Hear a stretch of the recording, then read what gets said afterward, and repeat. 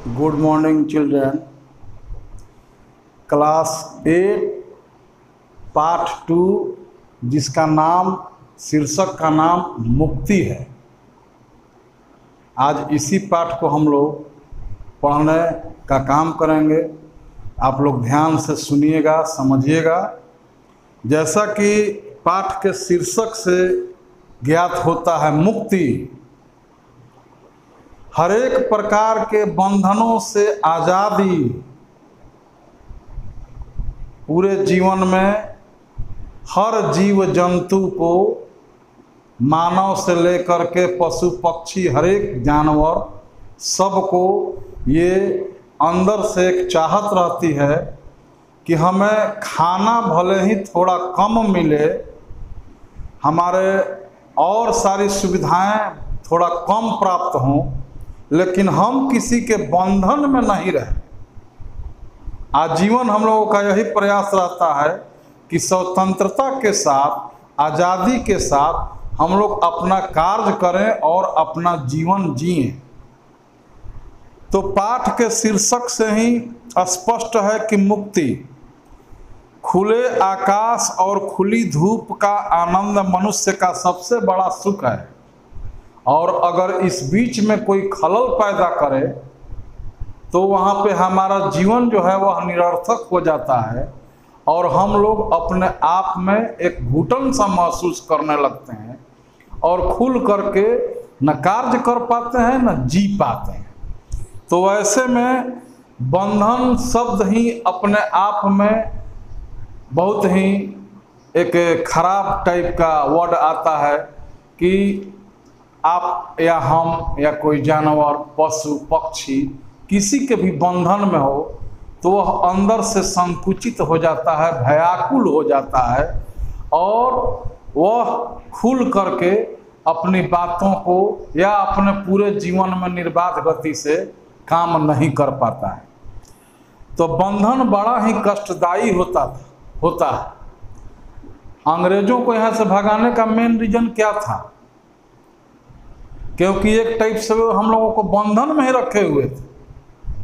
कहाँ दूसरे देश के नागरिक हम लोगों पर शासन, मनमानी शासन, मनमानी दबाव, उसी का विरोध हमारे सभी स्वतंत्रता सेनानियों ने और सभी महापुरुषों ने किया और देश को आज़ाद कराया। आज हम लोग खुली हवा में सांस लेते हैं, अपने देश के अंदर कहीं भी विचरण करते हैं, कहीं भी धंधा रोजगार करते हैं, पढ़ने लिखने के लिए खुले दिल से आते हैं, जाते हैं, नो प्रॉब्लम।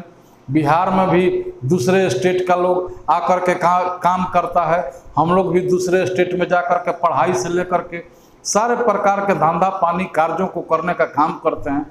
ठीक उसी प्रकार से ये जो पशु पक्षी हैं ये भी किसी के बंधन में नहीं रहना चाहते हैं। उनको भी खुला आकाश चाहिए, खुला प्राकृतिक वातावरण चाहिए, जिससे कि वे आज़ादी के साथ घूम करके स्वच्छंद रूप से विचरण करके अपने बच्चों के साथ और सभी जो जीवन यापन का कार्य है उसको वो कर सकें। तो आइए आगे, पूरा पाठ अभी बाकी है, पाठ अभी स्टार्ट नहीं किए हैं। अब हम लोग पाठ से संबंधित कहानी को समझ करके और तब पढ़ने का काम करेंगे, हम आपको बताने का काम करेंगे। आप लोग ध्यान दीजिएगा, लगभग अक्टूबर नवंबर से सिलसिला शुरू हो जाता है। वह अजनबी आत्मीय बन जाती है और घर के कुछ जाने पहचाने अपने प्रिय हिस्सों में नए सिरे से पड़ताल करने लगती है। दीवार पर टंगी किसी पेंटिंग के पीछे, अलमारी के ऊपर, बुक शेल्फ के अंदर अथवा बाथरूम या ड्रेसिंग टेबल के आजू बाजू या फिर जिस भी टाइप का घर है उस घर के अंदर वह जगह खोजने लगती है। वह बार बार अंदर आती है या आएगी और फिर कुछ फुसफुसा कर तेजी के साथ बाहर चली जाती है और दूसरे ही क्षण उतनी ही तेजी के अंदर आ अपने चुनिंदा जगहों पर, जैसा कि पहले हमने बताया, टेबल के पीछे कोई तस्वीर टंगा हुआ है, उसके पीछे दरख्त पर, बालकनी में, जहाँ भी उसको सेफ जगह मिलेगा वहाँ पर वो आती है, पड़ताल करती है और फुर से उड़ जाती है। अब जितना मैं अभी बोला उसके पीछे का चीज़ आप लोग समझ गए होंगे कि यहाँ पर बात हो रहा है चिड़ियों से संबंधित, जो कि अक्टूबर नवंबर के महीनों में हम लोगों के घरों में खास करके दस्तक देती है और अपने लिए सेफ जगह का खोज करती है। आगे देखिए, अपनी चुनिंदा जगहों पर बैठ जाती है और अस्वस्थ होकर के साथ में लाया हुआ सामान उन जगहों पर रख देगी और तब सारा घर ची ची के शोर से डूब जाएगा।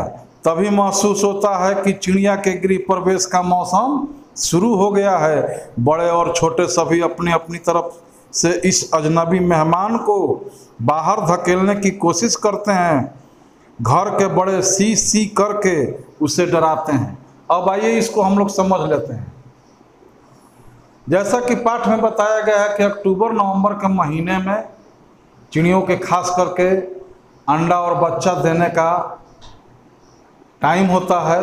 वह उस समय हम लोगों के घरों में पूरा जहाँ पर भी जिस टाइप की भी चिड़िया पाई जाती है सभी जगह, चाहे वो बिहार हो, उत्तर प्रदेश हो, दिल्ली हो, कलकत्ता हो या गांव हो, प्रखंड का कोई भी गांव हो, हर एक गांवों में ऐसा कोशिश होता है। और आप लोग महसूस किए होंगे, ध्यान दीजिएगा कि वह आ करके अपने लिए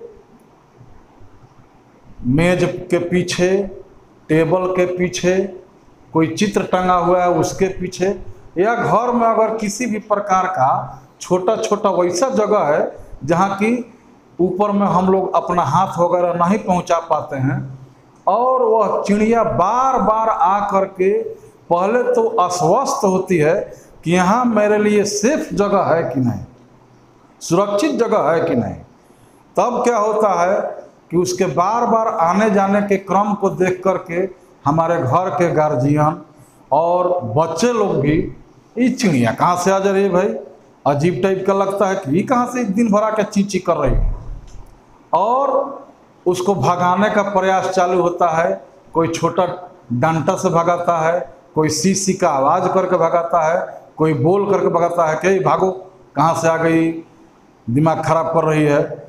लेकिन वह भागती नहीं है, अपना प्रयास जारी रखती है और अपने द्वारा लाए गए सामानों को घर के अंदर सेफ जगह पर, जहाँ की चिड़िया को सेफ्टी महसूस होता है, वहाँ पर वह रखने का काम चालू कर देती है। आगे देखिए पाठ में क्या दिया हुआ है।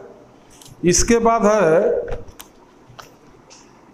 कि बच्चे यहाँ वहाँ उसका पीछा करते हैं और घर की औरतें बार बार उसका सामान उठा खिड़की से बाहर फेंक देती हैं और कुछ क्षण के लिए निश्चिंत हो फिर से अपने काम काज में जुट जाती हैं, जो कि आप लोग अपने घर में भी फीलिंग कीजिएगा और करते भी होंगे। आप लोगों के यहाँ भी ऐसा होता होगा, थोड़ा दिमाग दौड़ाइए।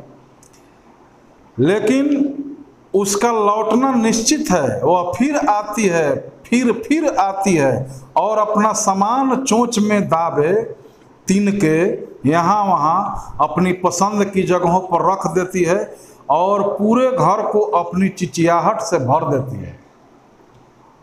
अब जैसा कि हम लोगों ने पढ़ा, माँ बहनें जो हैं उसको उसके द्वारा लाए गए सामान को हटाने का बारंबार प्रयास करती हैं, भगाने का बारंबार प्रयास करती हैं, लेकिन वो भी उतनी ही गति से, उतनी ही लीनता में फिर दोबारा अपने साथ अपने चोंच में कुछ तिनका लिए हुए कुछ अन्य सामान, जिससे कि घोंसला तैयार होता है, अलग अलग पक्षियों का अलग अलग घोंसला बनता है, फिर वह अपने सेफ जगह पर घर के अंदर सामान अपना ला करके रखने का काम करती है। अब जब इतना कुछ हो जाता है तो जो घर के बड़े बुजुर्ग हैं, आगे जैसा कि पाठ में दिया हुआ है, अब तक घर के बुजुर्गों का जोश समाप्त हो चुका होता है, बच्चों का उत्साह भी छीन होने लगता है, जैसे इस खेल से उनका मन भर गया है हो।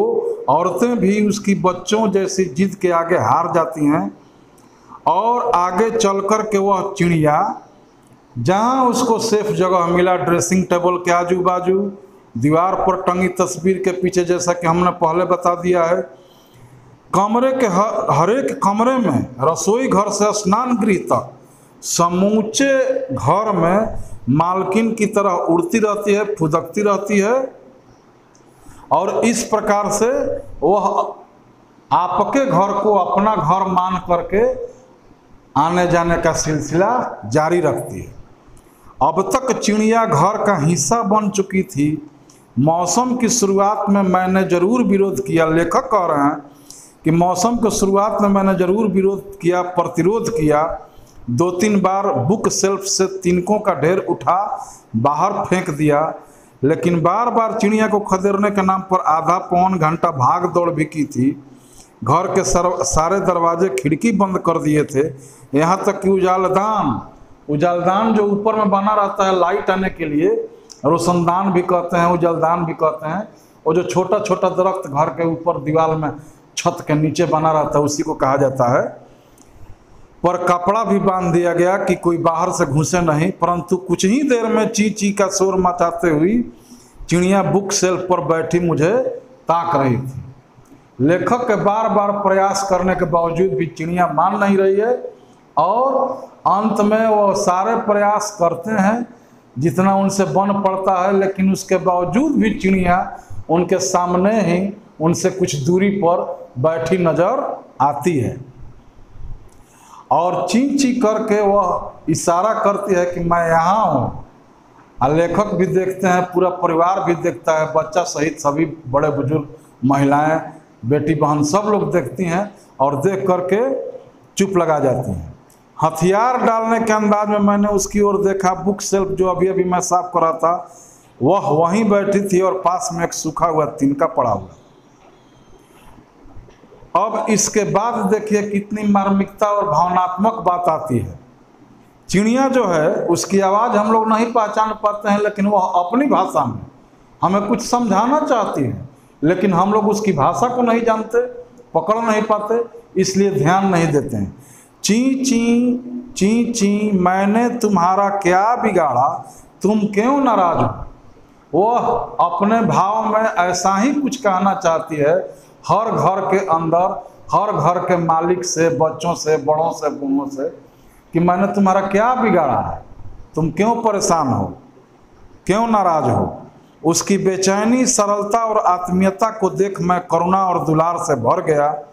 चेहरे पर का तनाव धुल गया और उसकी जगह चिड़िया जैसे ही मुस्कुराहट तैरने लगी। बाद में लेखक भी समझ जाते हैं और वह चिड़िया की मुस्कान को अपना मुस्कान में बदल लेते हैं और उसके साथ घुल मिलने का काम करने लगते हैं। खुली खिड़की से एकदम वह बाहर जाती है, फिर तेजी से आती है। कभी रस्सी का टुकड़ा, कभी छोटे बड़े तिनके, रुई के फाये, रद्दी कपड़े की चिंदियाँ, रद्दी कपड़े के टुकड़े, छोटे छोटे टुकड़े, और न जाने वह क्या क्या ला करके जमाने लगती है। अब उसे किसी का डर नहीं था और 10-20 दिनों में वह सभी घर के लोगों से घुल मिल जाती है और अब अस्वस्थ होकर के अपने द्वारा छोटे छोटे सामान, जैसा कि बुक में बताया गया है, को ला करके जमा करती है, जिससे कि वह अपना घोंसला बना सके, और बना भी लेती है। आगे देखिए क्या होता है। शाम तक चिड़िया का घर बन चुका था। लेखक जब लौट करके आए तो देखा कि वह अपने घर में बैठी है, कभी बाहर कभी अंदर, फिर अपनी चोंच से तिनकों को ठीक करने लगती है। शाम को जब लेखक आते हैं तो देखते हैं कि चिड़िया ने अपना घोंसला तैयार कर लिया है और निश्चिंत होकर के घोंसले के बगल में बैठी है या फिर घोंसले पर ही बैठी हुई है। अब लेखक थोड़ा अस्वस्थ होकर के अपने मन में बोलते हैं कि तो चिड़िया रानी, तुमने घर बना ही लिया। मैं चिड़िया का घर देखकर थोड़ा ज़्यादा ही प्रसन्न हो उठता हूँ। और तभी चिड़िया ची ची ची ची की आवाज़ निकालती है, जैसे कि वह यह कहना चाहती हो कि देखा मेरा घर कितना सुंदर है, मैंने घर अपना बना लिया। यह क्या, तुमने तो सब जगह बीट करके पुस्तकें खराब कर दी। न अब ची ची ची ची, मेरा भी तो घर है, यह सब तो होगा, तुम गुस्सा क्यों होते हो। तभी पीछे से एक जोरदार ठहाका सुनाई दिया। पलट कर देखा तो पाया कि पत्नी और नन्ही पोती चिंकी दोनों खड़ी खड़ी हंस रही हैं। उन्हें लगा होगा कि मैं आपसे बात कर रहा हूं और वह भी सनकियों जैसी अर्थहीन बातें। लेखक अस्वस्थ होकर के चिड़िया को घर देख करके खुश भी हो जाते हैं, लेकिन चिड़िया द्वारा फैलाई गई गंदगी से थोड़ा नाराज भी होते हैं। तभी लेखक के परिवार की उनकी पत्नी और उनकी नन्ही सी पोती घर में प्रवेश करते हैं और कहते हैं कि आप चिड़िया से बात क्या कर रहे हैं। अचरज भरी विस्मयकारी भावों से वह लोग भी अर्थहीन बातें सोच करके निश्चिंत हो जाते हैं। आगे इस पाठ का हम अगले लेक्चर में आप लोगों को पढ़ाएंगे, क्योंकि पाठ बड़ा है। और अभी एक चीज़ और आप लोग ध्यान दे लीजिए, इस पाठ से संबंधित बहुत ज़रूरी चीज़ है। जैसा कि इसमें हमने आप लोगों को शब्दार्थ लिखवा दिया, कुछ कठिन शब्द है, उन शब्दों का अर्थ है, और नीचे में मुहावरे और लोकोक्ति हैं जिनको याद करना बहुत ही ज़रूरी है, क्योंकि 5 लेसन में से 5 मुहावरे या लोकोक्तियाँ आती हैं। तो जो बच्चा सभी मुहावरों और लोकोक्तियों को एक समान याद करेगा, उनको रटेगा, ध्यान दे करके समझेगा, वही एग्ज़ाम के दौरान क्वेश्चन को हल कर पाएगा। इसलिए हम बारंबार कहते हैं कि इन चीज़ों को नज़रअंदाज मत कीजिए, इन सब चीज़ों को अच्छा से समझिए और याद कीजिए। लोकोक्तियाँ हैं और मुहावरे हैं, ऊपर शब्दार्थ है। अगले लेक्चर में फिर हम इस पाठ को पूरा करेंगे। धन्यवाद।